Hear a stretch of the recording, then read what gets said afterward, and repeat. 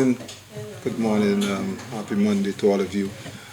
Well, of course, like you would have heard from the Prime Minister's presentation in the budget, yes, public assistance, our one of the most important safety net for our social protection responsibility, have received this year pretty close to about $26 million. It's very important to understand that we are targeting. We take a lot of interest in targeting and assessing persons who are on public assistance, and to ensure that we have more effective coverage. Some people believe that anybody can be on public assistance. No.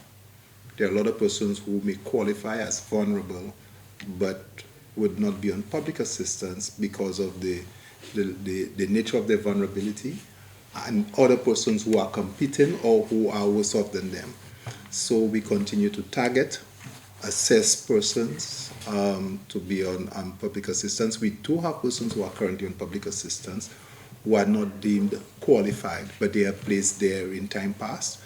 We are going to Cabinet today to approve a graduation strategy to get persons off public assistance who ought not to be, and allow persons who are on the waiting list who qualify to get on.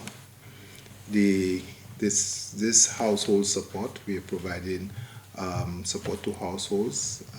It ranged from about $200 approximately to $400, depending on the size of the households and the issues surrounding the households and their vulnerability. So I'm really happy, and St. Lucians should be extremely happy that the government at this time can increase the amount for public assistance, so that we can better take care of our vulnerable population. There are times persons would ask the question in terms of the mendicancy, dependency syndrome. I am not afraid about when we support persons that they become dependent on it. My experience with households, a lot of persons are looking for ways out for them to do better for themselves. So the perception of persons wanting to remain, that is not my experience. Persons are looking as to how they can do better. Some people are, and the numbers are encouraging.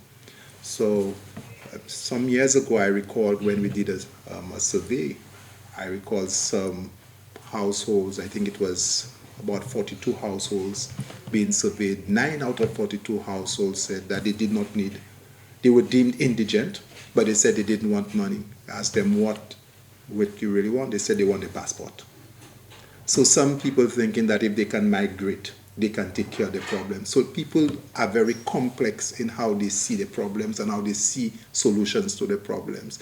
St. Lucians who are indigent, who are very poor, are not all waiting for handouts.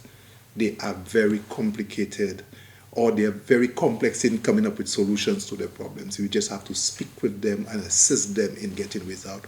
Our graduation strategy includes using some of the windows of support, like the microenterprise, the MSME, the Bell Fund, using the TVET where we can provide persons with training. People are asking to be trained, so that they can seek employment. In some households, they believe if the older ones who is now at A level can find a job, that too would qualify them to get out. They would be able to take care of some of the bills if one person in the house can work. So they are discussing things in a very positive way that's encouraging for St. Lucians. So I do not want for St. Lucians to believe that the 3,600 persons who are on public assistance, and again, it's a very small number when you take into consideration that 25.6% of our population were deemed, poor based on the last poverty survey. And of course, another 24% of the population is vulnerable based on shocks. And of course, indeed, and in fact, we had this major shock of COVID that has dislocated so many livelihoods. So one would imagine that if you're looking at a current poverty assessment, we would be looking at more than 25% of our population being poor, under the poverty line. So if we have 3,600 persons on the public assistance receiving public assistance. I think the numbers are not, we shouldn't feel that it's, out of this world, it's scary. But of course, I'm happy that the government, our Prime Minister, can find the space to provide this extra money space, so to speak, to allow for more persons to be on it, as we internally at the ministry look to graduate persons out of public assistance and to bring on board persons who are extremely in need of public assistance. Yes, Mr. Minister, we know that you've been very influential with the Boys Training Center. Prior to your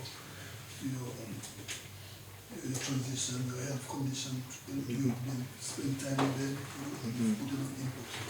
What would you say has been the development in terms of the social welfare, the well-being? Look where we are looking for a jazz program, and you steam man and football, Javi, there's a lot of them as a coach. Yeah. What are the prospects that you see for them getting into more stability, more productive? Yeah, but thank you for asking. We have plans for the Boys Training Center, or for the whole juvenile environment, rehabilitation of our young people who find themselves in conflict with the law. The new Child Justice Act allows for persons who are in conflict with the law to be at the Boys Training Center. We do not have the space currently to accommodate them. So probation or the people at the prison would tell us, hey, they have some young men that ought to be with us at this point in time. We do not have the space to accommodate them. We are working towards addressing this problem, and we need to decide as to what extent that we have a proper detention center as part of our juvenile rehabilitation center, to what extent that we bring together both what is happening at Uptown Girls, because we have a unit. The Uptown Girls is governed separately to the transit home at Kazaba, and you have Boys Training Center. So you have 3 different units catering for juvenile, both boys and girls. We are looking to harmonize, rationalize, bring all of that together, and to provide the best training for our wards and our young ladies. So if we have sewing, this is not gender specific. So both boys and girls would want to become tailors or seamstress or what have you. So we provide in training, providing all of this. We also, auto mechanics. Auto mechanics is it shouldn't be male dominated, so it's not available for just the boys, but of course the young ladies who are interested. So the Cabinet of Ministers provided us with the George Charles Secondary School as a place, provides us with an opportunity to provide a lot more for our young people who are in conflict of the law. In terms of music, all of the various TVET training will be able to do that. We also will be able to separate those who are in conflict with the law and those who are there for care and protection. At the moment, we are not effective in doing this.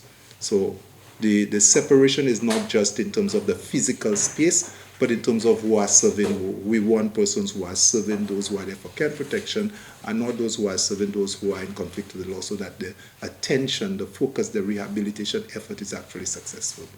So you're saying that social welfare officers would have to reach some requirement, there will be some... Yes, there would be. So we have the support of USAID on the YRE, on the OASIS, a program that was launched in the region through OACS to provide us with support to develop those programs, to do the capacity building, training of the persons who will be working there. We're looking at making changes within the management structure of the current organization. We have somebody in-house who are currently leading and putting the various elements of that together. We're looking at the legislation, the program, the rebranding, so the name Boys Training Center will disappear. It may just be a caring center. But to remove the stigma associated with what it has been referred to in the past. And of course that would happen by having various professionals coming together, approved by Cabinet, that would guide and provide oversight for the complete process, while we interface with the Caribbean Development Bank, who will be providing funding for this initiative. So I am excited about what the government is doing for this whole issue of juvenile issues, both boys and girls, and not just the boys.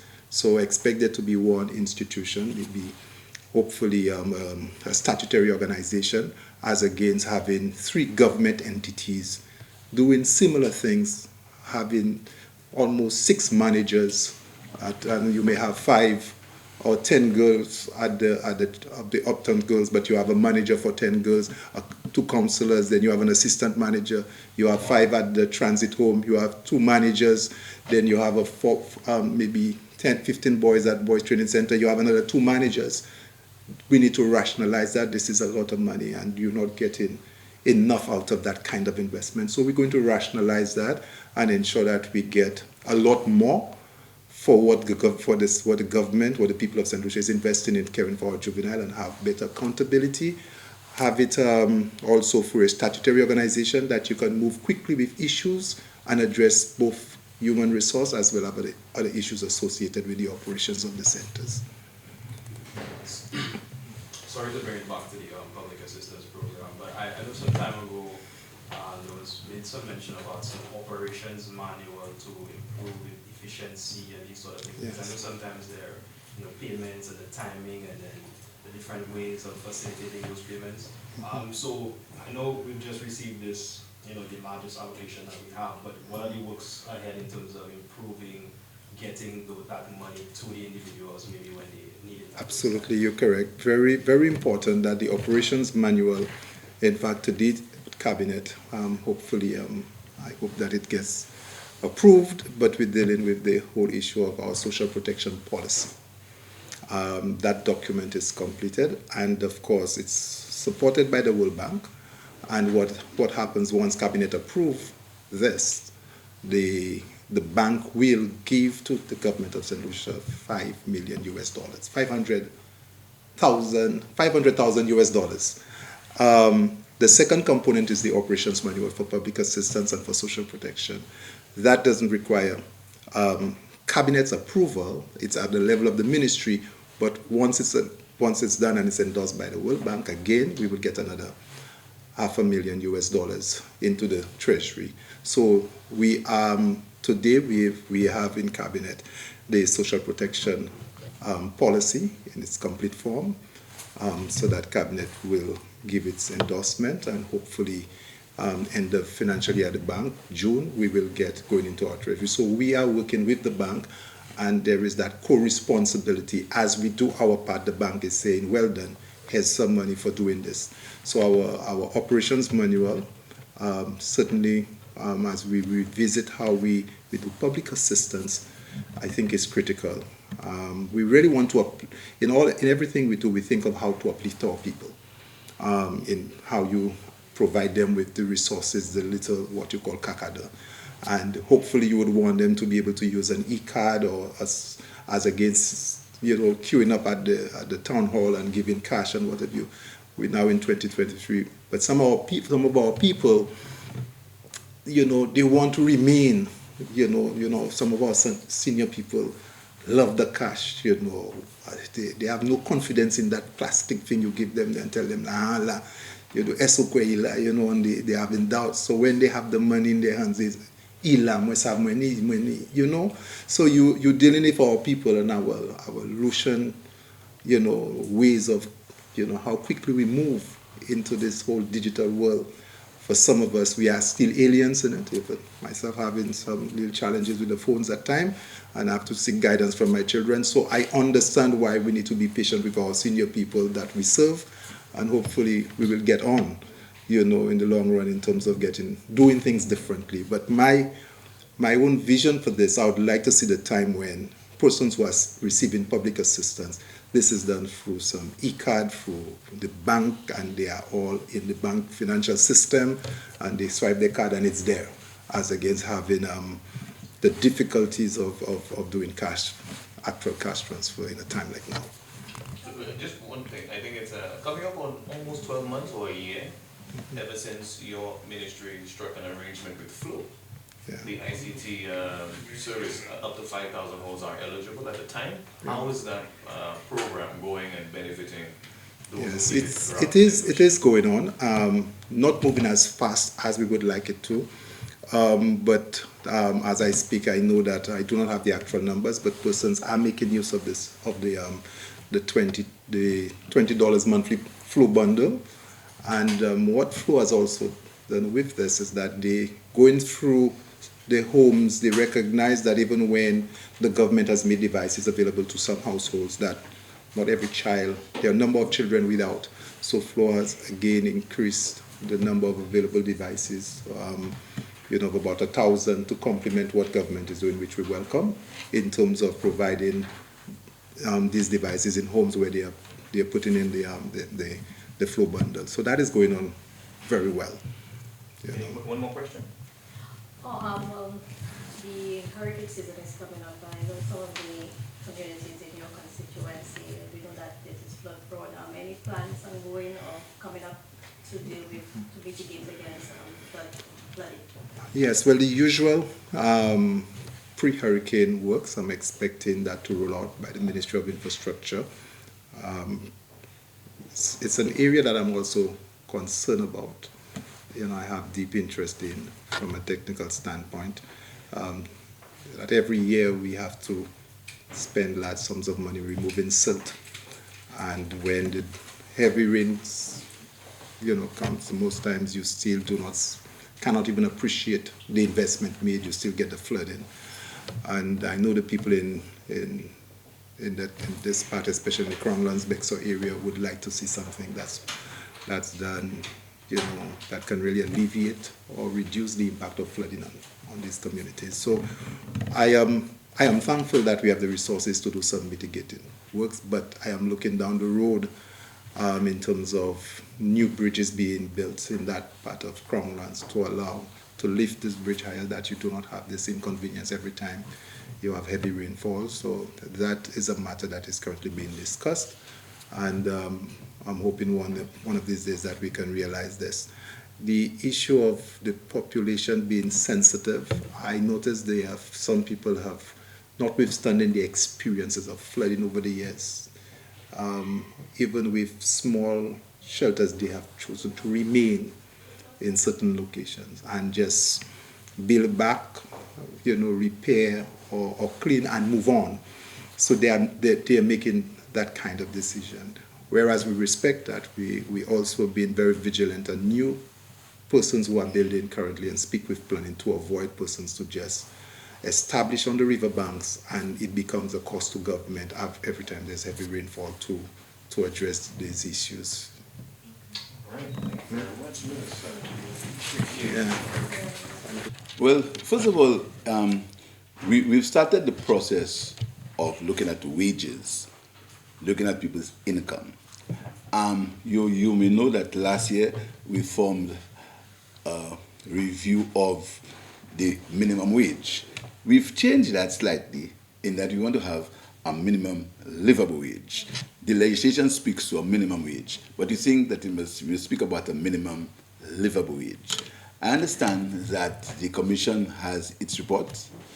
They are reviewing it, and the report will be coming to Cabinet very shortly, and hopefully Cabinet will make a decision on that. We are involving all stakeholders, everyone. It's not a matter of the government only or the unions. Everybody is involved in that discussion. Because you see, when there's an increase in wages, everybody benefits. The people who get these wages, because most likely the wages, when wages are increased for people at the lower incomes, they spend more. They spend more, and the quality of life will improve.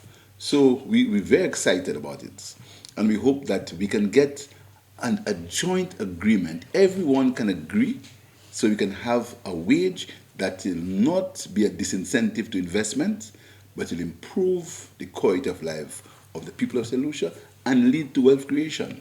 You understand? We have to start at the basics. The basics is you give people a livable wage, and then it leads to wealth creation. So these are the basics. Then comes the education, and this is why we have the TVET program, where we're trying to encourage people who are not what they call, I hate to use it, academically inclined. It's a word that I hate using, academically inclined. I don't like it, but sometimes you have to use it.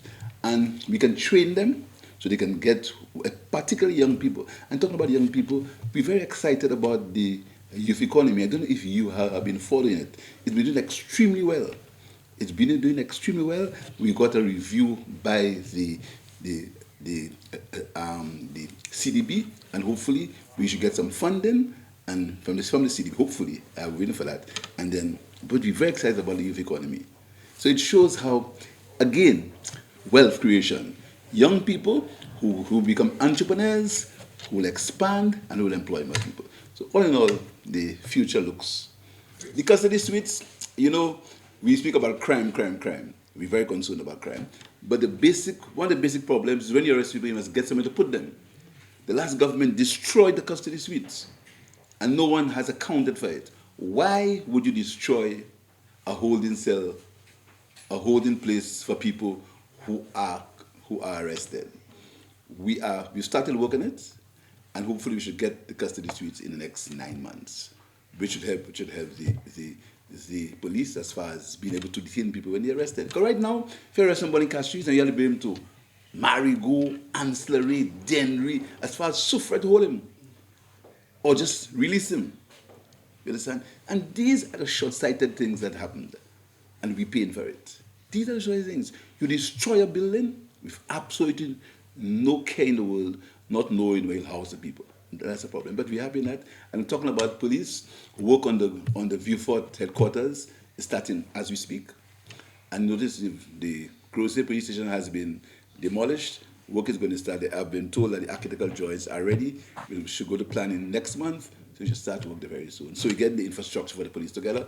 And the House of Justice, we want to, I hope I can look at it, we want to sign our ascension to the CCJ when we break the sword, when we turn the sword for the House of Justice. Where's the House of Justice going to be? Where's going to be built? The House of Justice is going to be located by the old courthouse building. You're going to go across the street using the Ministry of Education building. That's it. The boulevard? No, Right in town. in town across from So this is Yes?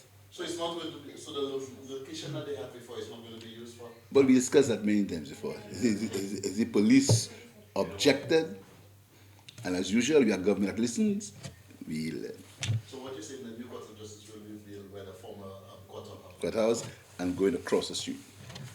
And in return, that's the business coming out of the time. We just recently, over the weekend again, homicide 2, homicide. Yes, homicide 2, yes. Yes. It's very concerned. I'm told that the homicide that happened by the mall, I am told that the people are known to the police. That's it. Don't say it from me. That's what I'm told. You see, I'm told. I don't call it patois. Wavet devant poule. But that's what I was told. I was told that the people who were involved were known to the police. That doesn't mean it's good. That's what I was told. the police briefed you on that. I was briefed by the police. Okay. I don't know if you're keeping an eye on the debt ceiling talks that's happening in The the who? US. The debt ceiling. But of course, the possible implications if they do default, for not just for the US but for us as well. I want to get your thoughts. But you see, that's what happens when you have. I don't want to get involved in US politics, but it happens when you have opposition people who take extreme positions. You understand? We need to have a middle road. All right? Example, in St. Lucia, we had a successful jazz festival. Very successful. But the middle road would mean that everyone should say, it's good and let's follow. Let's see how you can improve it next year. But in St. Lucia, what's happened now is the opposition has condemned it. Useless, waste of money. So, I saw you at Jazz, and I also saw certain opposition people who were surprisingly there enjoying it. Did you notice a couple of them? No, I didn't. You didn't notice that? There were a couple of opposition I people didn't. there, ironically. Yeah. So I think what the GOP in the US is doing, they've taken an extreme position. And as I was reading this morning on CNN, that could probably lead to a massive recession in the entire world. But that happens when you take extreme positions. I'm hoping that good sense can prevail, and if the US defaults, But in the US, the US never suffers, The US do things for them to survive. We in these islands, we're the ones who are going to suffer. But we hope it doesn't happen. But what are the possible implications for us if we do? Well, most of our debt, our currency is pegged to the US dollar. Now, if it leads to a devaluation of the US dollar, we may suffer. It's too early. It's too early because it's too early. It takes some time. The knockdown effect takes some time. So we have to monitor the situation. Yeah, just briefly, sir. I just want to mention the May Day rally. I noticed that we had a certain upliftment in the May Day celebrations. Would moving forward, would it cater for a wider cross? It's going to be bigger next year. It's going to be bigger next year. We have the construction workers, we have fish up that don't get that. Next year, the unions are going to be given a stipend to have a massive May Day celebration. Okay. And it's going to take off island-wide? It's going to Island-wide, yeah. But the unions, they're going to lead the charge. Yeah. Prime Minister, in the absence of the Health Minister, June 1st, phase 1 of the Universal health Health. care is set to roll out, maternal and child services going to be at no cost. I just want you to maybe expand on Big, that. Just speak about very big, very excited about it. You see, if you know that St. Lucia, our birth rate is beginning to decline. In fact, it's been steady, I think, beginning to decline. And that has repercussions for the population, repercussions for our NIC, repercussions for the future of our country. So what are we trying to do? And I want to congratulate the Ministry of Health. We're starting the universal health care program at the child level, at the maternal care. So we can have mothers being able to get all the necessary tests, all the necessary examinations so that they can have healthy babies, and we can start from there. It's just a start of a process for our UHC program, starting at that level and going forward. Where all these tests, you must have, it's said that children's, the best time in their life, or the time when all their situations are rectified or made worse, is between conception and it's 5 or 6 years old. That's what it said. So we're trying to make sure that we keep this. We make sure that they get all the tests. Because, so what you want to do is you want to try to avoid illnesses, avoid them, particularly the NCDs, the non-communicable diseases. We want to avoid them. So if the mothers get their pressure checked, the mothers get their diabetes checked, the mothers get all these kind of checks, hopefully they'll have a healthier baby and a healthier generation. Speaking of health, let me just get one extra. On the topic of health, what was the thinking when your cabinet you decided to make healthcare for the 80s and above free? Because we living in a we won't live in a society of ageism where people believe as soon as you get 50 years you should go and die. That's not supposed to happen. It's a serious thing. It's very serious. It's very, very serious. Our retirement age is 55. In the public service? In the public service. If you not pay us, if you're not a contributor to NIC, right? 55 years old. Now, we found that the population, like I said before, is getting older. Now, you may think that 80 years old. President Biden is going to be 84 after the election. 80 what? 84, 86. Yeah. President Trump is going to be 82. Nancy Pelosi is right now 81. The guy who leads in the Senate is 80. These guys are up and going now. So it's 80, over 80 is old man. There are a number of people in St. Lucia who are more than 80, who are alive and who need to be taken care of. Right? Most of them, they need the basic things: eyes, hearing, blood pressure, etc. And that is what the program will take care of. Very necessary. So you take care of all categories? All categories. Once you register, you're over 80, you get them. And that's once you access the healthcare, community health centers. Once you're at the centers, you get all these things free. And OKEU, VH, same thing? all government centers, 80-year-olds free. Effective when? 1st of July. Since Rihanna stole my question. Since you what? Since Rihanna stole my question. Oh, you did? Yeah, I'll be going in a different direction. I'll be a bit upset by the question. But we've been seeing this development with the leader of the opposition and his issues in the House with the speaker. I mean, we've refrained from asking you about it, but any thoughts And on... I was happy you did. Yeah, but I'm happy I've gotten the opportunity to ask you now. So just your You see, thoughts I'll tell you something. In politics, there's something called semantics and diversion. Okay? I think it's happening in the parliament. The leader of the opposition is just trying to divert from the issues. Just diversion. The leader of the opposition is looking for relevance. He's looking to find something to make him relevant, I mean, how can the leader of the opposition be annoyed with the people for only putting two of them in the parliament? How? That doesn't make any sense. He cries wolf. There's only two of us here. The people of the country put two of you in the parliament. That's the system yonder. How you can be annoyed with the people for doing that? So I'm not involved. You see, we have a lot of things to say about in this country. We want to implement our budget. We have an 18% growth, right?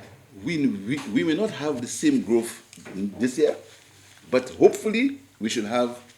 I want to sustain that growth. I have things to do. I'm not going to be diverted. What the leader of the opposition, he wants notice. He wants to divert us from the issues. And we're going to remain focused. We have work to do, a lot of work to do. You understand? We want to continue St. Jude. By the end of this week, we'll have some good news for you on St. Jude. I'm very hopeful about it. Next month when I come, I'd be laughing because the news we may have on St. Jude, right? We're working on HIA, right? I'm going to be making a statement in HIA very soon. So I don't have time to get diverted. What's happening there? Just excitement, just to be relevant. Letter, so that people get rid of the speaker. I mean, it was like, I'm not getting involved in that. Anybody wants to drag me in that way, I'm not going. Let's talk about the future of the country. I will talk to leader anytime about the 18% growth. I'll talk to him about how can we sustain it. I'll talk to him relevant about the crime situation. I will speak to him about it. I will speak to him about how we can complete St. Jude. I'll speak to him if he can account on the Pajero letter. I'll speak to him all these things. But I'm not getting involved in semantics and things. The speaker runs his parliament. You have in Antigua. I mean, the speaker, you have in England. So why am I getting involved in that? I have no time for that. The country is on a trajectory that I want to keep it going. And I want all men of goodwill, including the opposition. Let's get involved. Elections are over. The opposition were defeated. I wasn't the one who defeated them. The people defeated them. It's the people, not me. Our system says that the people elect you every 5 years. The people elected two of them. They have all the rights and privileges of the opposition. We give them their papers on time. We give them a share in our CDP. We give them a share everything. We treat them with respect. They do not treat us with respect. We treat them with respect. We have not gone on any witch hunts. We are doing things properly. So I'm not getting involved in any side show. So any side show is okay. I'm focused. What about, I know, I guess maybe Minister King may be more privy to that, but the John Compton December project, what has become of that? Where you going to give bad news for? No, because, again, hurricane season comes All right, up okay. and, what's The John Compton Institute project was supposed to be complete. It's not.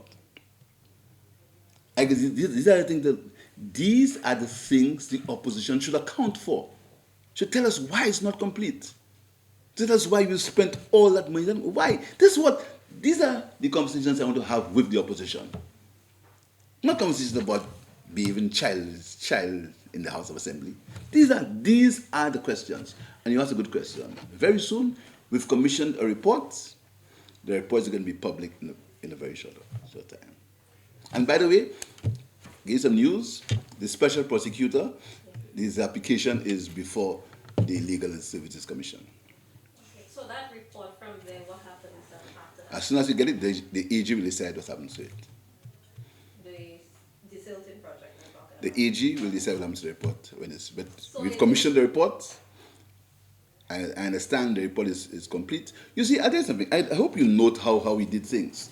We didn't just go ahead and accuse people and make wild statements and speculate.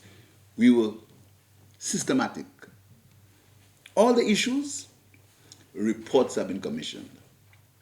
St. Jude Hospital, the report was done by a committee of persons. And right now, we have another one. The first one said that we should continue on the original site. The second one now is going to deal with the financial implications of what happened at St. Jude. So we're not running around and making noise and accusing people. We're doing it systematically. And I'm going to tell you, my job is to get the truth and to treat everybody fairly. It's not weakness. Not going about and accusing people and shouting loud and making all kind of threats. It's not weakness. It is being systematic, it's being fair, and is wanting the best outcome for the people of St. Lucia. This is my concern, not me. I have no divine right to be Prime Minister of St. Lucia. I don't think that I'm entitled to anything. The people made me Prime Minister, and they remove me when they want to. So we've done these things in a systematic way. I want you to follow how we're doing it, and you will see the results. Systematic, not witch hunting or shouting or screaming. Okay, so that report was done to investigate what happened, the work that No, to happened. look into. Don't you investigate, to look into it. To look Police investigate. Okay, so who were the people in the group who actually did the looking? Which one you talk? Which one? The Silton, the joint. It was done by a group of forensic accountants. Okay. No name and. Okay. Not yet. Not yet. The costs, all of this as well. You get that very soon. All of that. Not yet, yeah. Just finally, sir, just briefly, we just moving from the jazz into Carnival, Calypso. The Calypso chairman applauded the government for the 250,000 subvention, I think. Oh, did you go to that? Okay. Yes, so now, But that still means they sing against us. Yeah. I think they might be looking for a little more. But now that Master has, a certain, like you say, transition, pick up again in the entertainment field, would the Carnival, spread out to Master this time? No, I don't want to get involved in it. I will allow the people who the people who think the best will do that. You see, I only wanted one thing to happen, and I'm glad that they agreed. I wanted the opening of the jazz festival to be in Castries East. That statement had to be done. We had to make a statement. It's more than it's a philosophical statement. You see, what's happened in St. Lucia? We have begun to lose a philosophical and an ideological position on things and life. You understand? We had that philosophical position. And this is where the government is. The government is built on a philosophy of seeing about people. This is why we have the community tourism program. This is why we have the youth economy. This is why we have the small and medium-sized enterprise loan. It is to be built on the backs of the people of the country must benefit. Starting the Jazz Festival in Castries East was a philosophical statement in that the people should benefit from one of the biggest mass events in the country. That's all. Philosophical. And the whole world saw that people could come to Castries East and have a nice time and go back home safely. That's philosophical. Remember the last person who spoke about Castries East said that they should go and demonstrate in Marchand. That was what they saw Marchand good for. These are the people who want to run this country. They said that Marchand is good for demonstration. You remember when the Jazz Festival was taken away from Castries East? When the question was asked why? At the same time, there was a demonstration happening. And somebody said, I'll leave you to do that research. Why don't they go to demonstrate in Marchand? That's what Marchand was good for, demonstration. Further, the Marchand main road was down to be repaired about 2 years ago. They refused to do it. That road was repaired long before the Jazz Festival.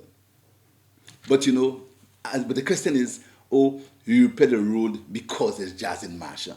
Always trying to belittle the people of the country. So starting the jazz, I make no apologies for that. We had to make a philosophical statement. And that's what I stand by. The rest. Just before you went out of here, just to clarify something, because you got muffled with another question. You were saying something about the special prosecutor. I just wanted to make The special prosecutor, we've got an application in.